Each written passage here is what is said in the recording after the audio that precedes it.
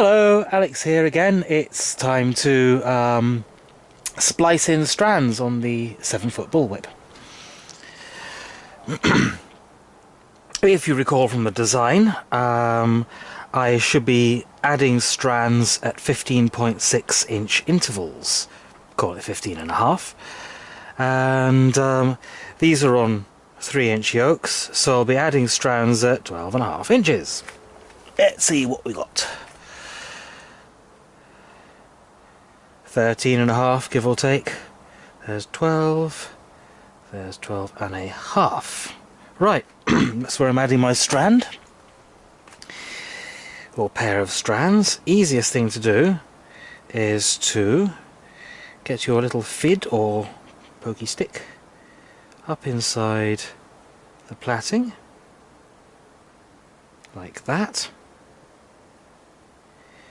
This has already been greased. Oh yeah, notice how I've skived the edges just about as much as possible to thin down the leather and make it as narrow and insignificant as possible, but with enough actually at the yoke end. And there's a little dot there to show that's the number 1 strands to be added. It's also the longest one, but when I'm tied it's nice not to have to keep on measuring things.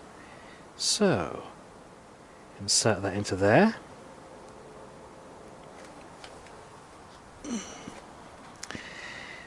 And okay, I've come round too many, haven't I? So undo this strand.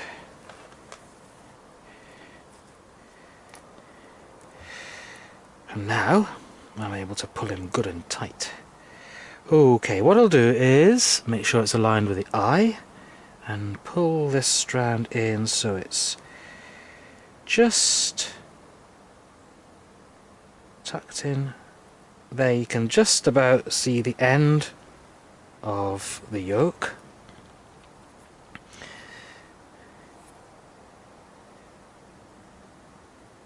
Clamp him down nice and firmly.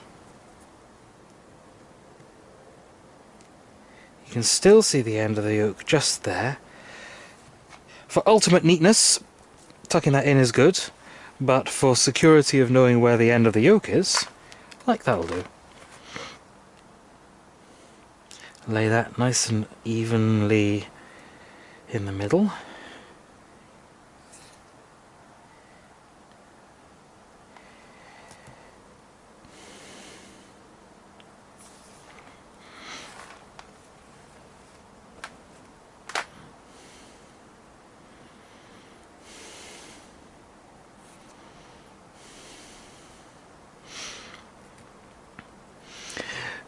In order to maintain a nice straight plait, as I say, I don't go in for holding it in a vice. I make sure that after each stitch I'm holding it nice and gently right in the middle of where I want to be. And then when I bring the strand round and put it into place, it's at least going in the right place. And then I have to keep an eye on tension and plaiting angle. Make sure the tension is, well, make sure they're both the same left and right. Okay, let's just shuffle this a little bit more inside. Nice and straight.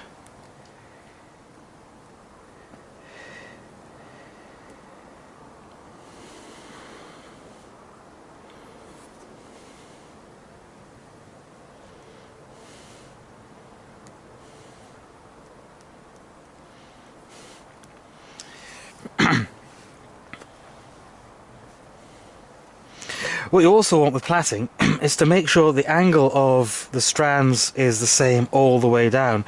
Not a sort of an S-shaped curve where it might be in this stitch a little bit steeper and then it's a little bit shallower on that side and steeper again and the same the other way around. That really shows up if you're doing two-tone work.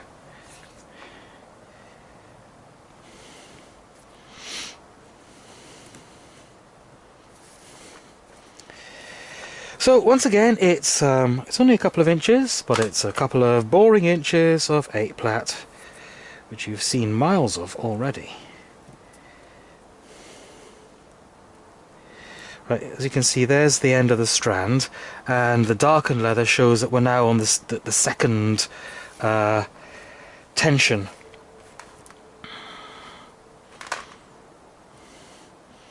So the end is held nice and firmly in place.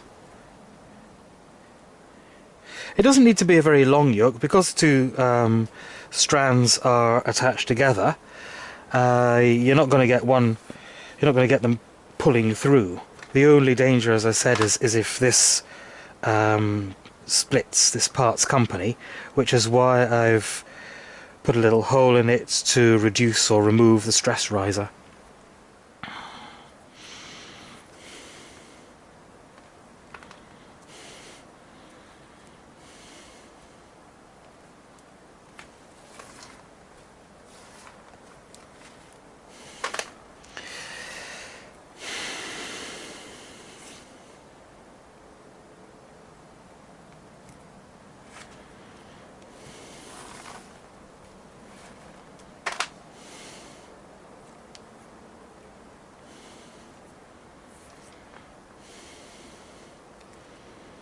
Yeah, look, the plaiting is now above 90 degrees. Down there it's slightly less, but now it's getting to the point. Mind you, I've just stuck another piece of leather in the core there, so that's no wonder. But if you have a look, it actually gets a little bit thicker just at the point where the two strands will come out into the plait.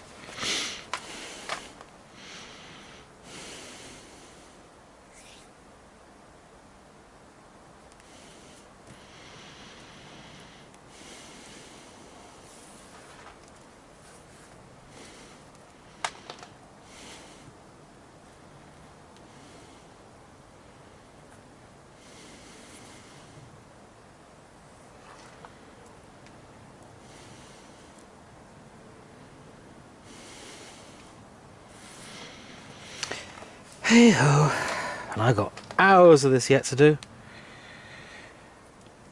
And I've got to finish off the 5-footer. Just done a chunk of the plaiting for that as well, because I will need that to illustrate how to drop strands.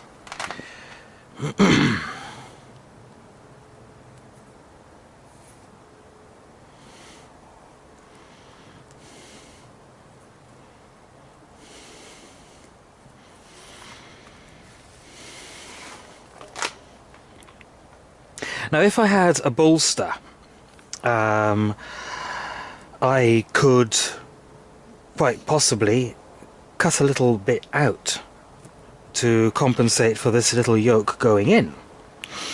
And you know, when I started, well, years ago, when I was making whips following the instructions in books, they suggested doing that when dropping strands as well.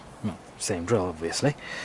But I found that there would be a little dip. You know, I was expecting to remove a bump, but what I was doing was creating a little dip where I removed compensation from the bolster to add that little strand endy bit in.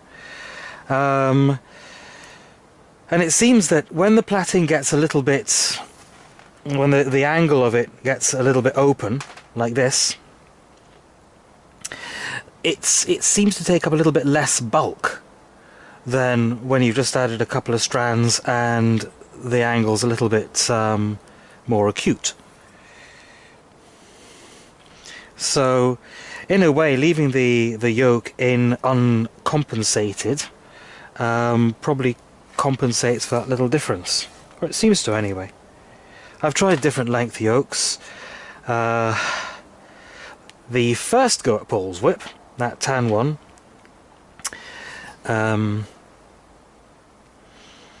I made the yokes full length. So the first one was a point from there, quite long, and then the second yoke of the second pair of strands to be dropped went in at the insertion point here, all the way up to the next one, but that put a rib down the side of the whip, which gave it a fairly strong bias and a slightly oval cross-section. Made it very, very accurate, but it wouldn't turn over quite so nicely when doing fast multiple cracking, for example. I've come across whips with single diamond pattern down one side and four seam down the other side to really reinforce the bias. And that makes it really quite like a curved sword, and you align the edge, as it were, with your target, and you can put very fine control into it. Sort of like the opposite of a swivel handle bullwhip, or possibly a stock whip, where there's this slight disconnect, anyway, to my mind, where a little twist of the hand doesn't make any difference to where the whip's going. How did I get onto that? I don't know. Right, we are getting to the point where these fellas are going to come out.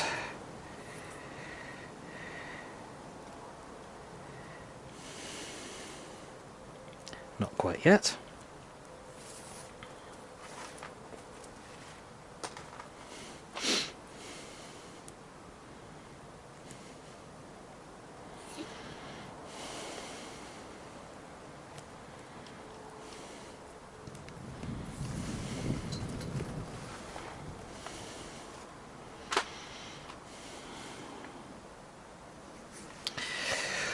Right, now, decisions. Yeah, okay. O and K.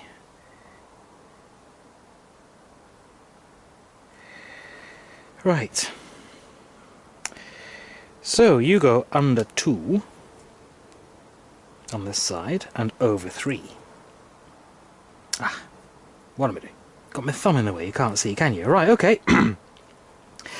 These 2 strands are the 2 that are just about to be added, and you can just see the end of the yoke there. Well, that's all plaited up nicely. That will just, no, one more I think will be about right. Under 2, over 2. Okay.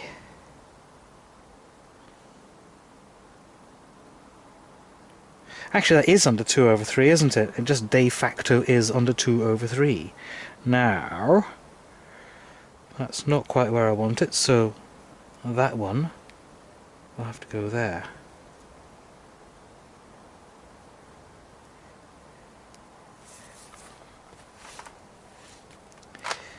Try and lay it as neatly as possible into place at this stage.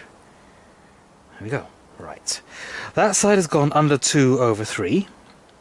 So this side has to go under 3 over 2. Now, you'll notice that the natural place for it would be under there. And when I go under 3 over 2, there is this double strand. Or this doubling of a strand over here. And if you have a look at any whip where strands have been added or dropped, that's what you'll get. There was a technique described, I think it was in one of the articles in the Australian Whipmaker magazine. I wonder if I should put it there instead. Is this what you have to do? Is you have to monkey about, go, will that strand be, no, it'll be a bit more gappy, so I'll put it in here like that, make it underneath, that'll do. Yeah, there was a bit in a magazine about dropping 4 strands at once, so you don't get this under 2 over 3, under 3 over 2 bit. But it might work where there are loads and loads of very fine strands, so it's still a small percentage, but 4 out of 16 is quite a lot. Okay, now that one went under 2 over 3. That side looks pretty much okay, on the left-hand side. This one, I had to shove this new strand a little bit more out of the way.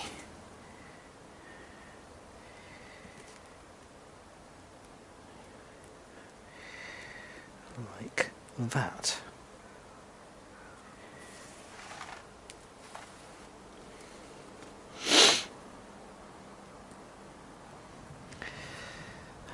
Oh, now that we've got 5 strands on each side, the plaiting angle is going to get steeper. So, got to remember that when giving it a little pull like so. And I've got to be very aware of where these two new strands are in. I can't give them the same kind of pull that I'm giving the rest. Under 3 over 2. Still one of the old ones.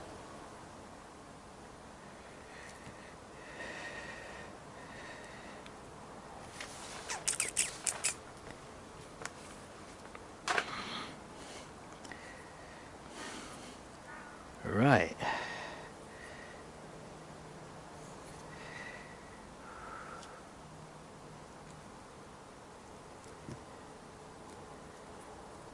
How are you looking? You're looking okay.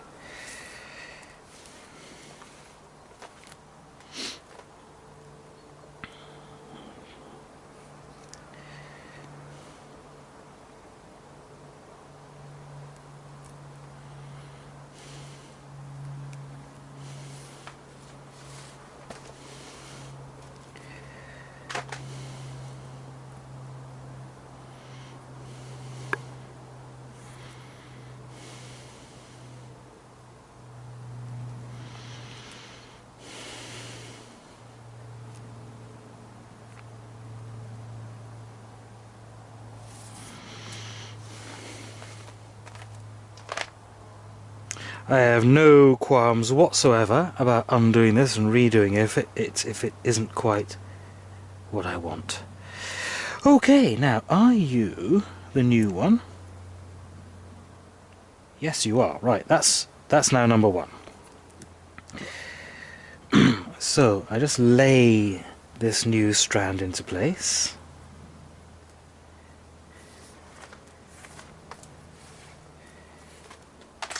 Number 1.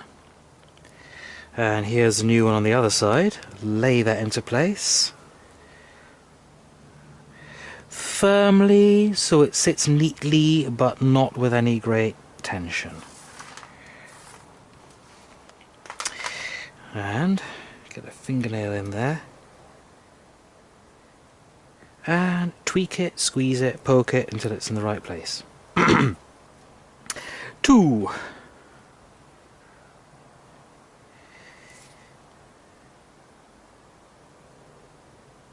3.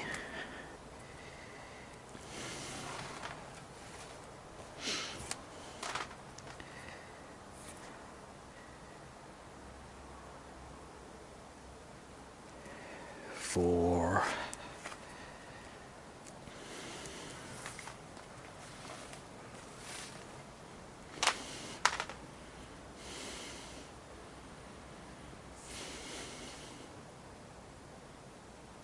5.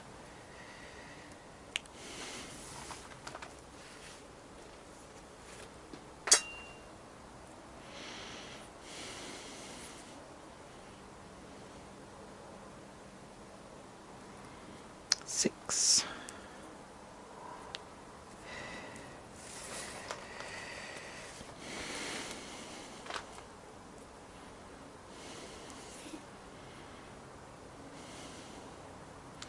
7.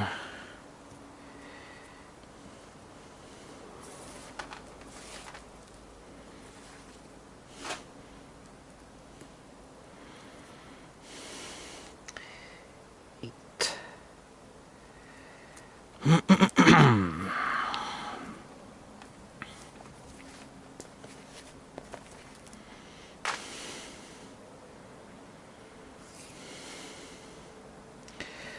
9.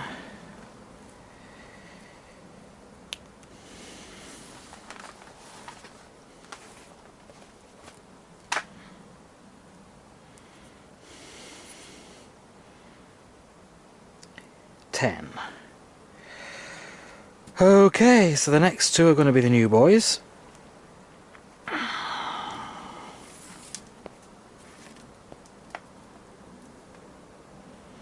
So, just a little tension here, just until it has a stop. And have a little look. See it's okay? Nice.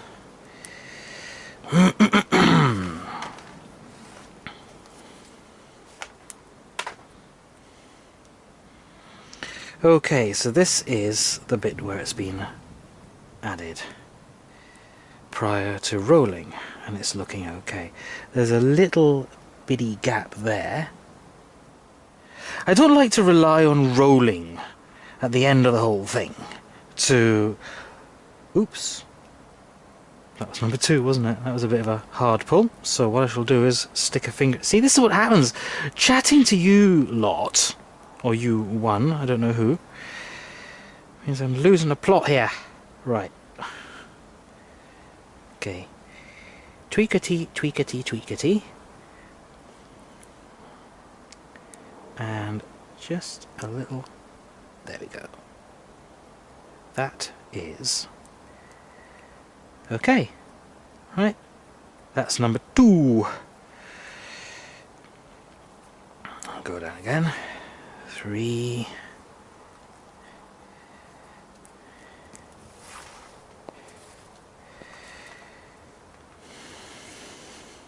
4. Oh, hello. You're not right, are you? I've done the same thing there. It's easy to do. I've got to unwind this and find out why.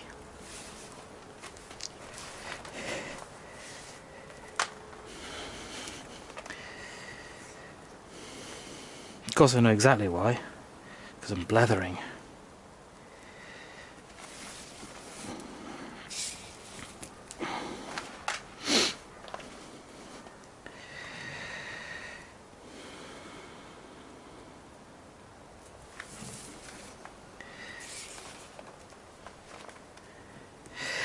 Anyway, I am... Oh yes, there we go. That one should have gone under 3. Anyway, while I'm busy sorting that out, you can be having a cup of tea, you don't need to know about this. But that, ladies and gentlemen, is splicing in strands. And fairly neatly too. And then you can give you the thing a little run up and down and see if there are any lumps and bumps or if there's any irregularities, and in this case, not at all bad. Right, I'll go back and doctor this little bit, but I needn't bore you with that. Okay, next up it's going to be dropping strands. Bye for now.